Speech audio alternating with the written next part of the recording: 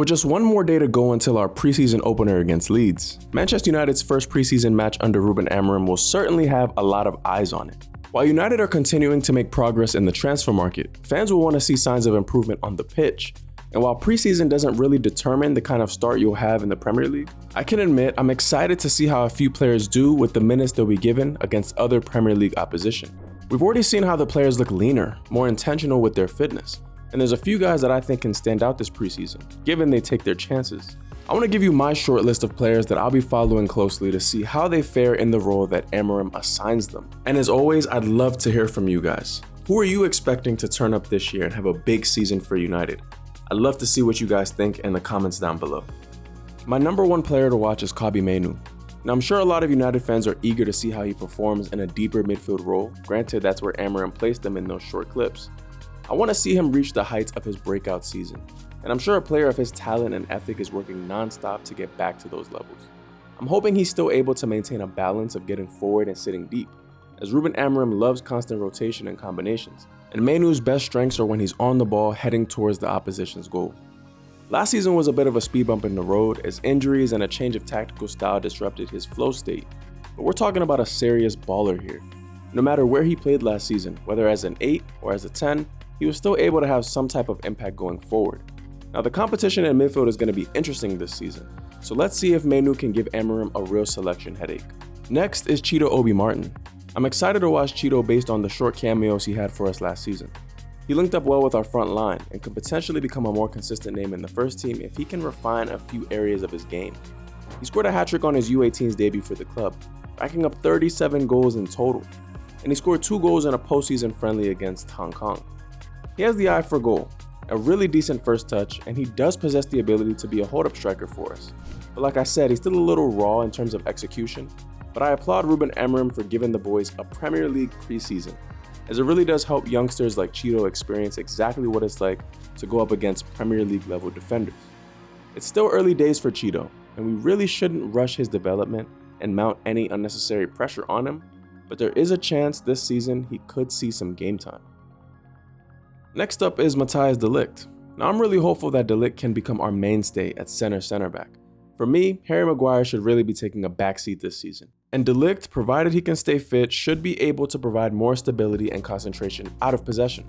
After a full year of experiencing Premier League football, de Ligt should be able to move past the stage of adaptation and into the stage of application. His availability was a cause for concern last season, but he looks ready to go for this new season. And realistically, if these guys can stay fit, I think a back three of Lissandro, de Ligt, and Yoro is our best center-back partnership. But this is preseason, a chance to see what other guys can step up in the absence of a regular starter. And this next guy is a perfect example. Aiden Heaven.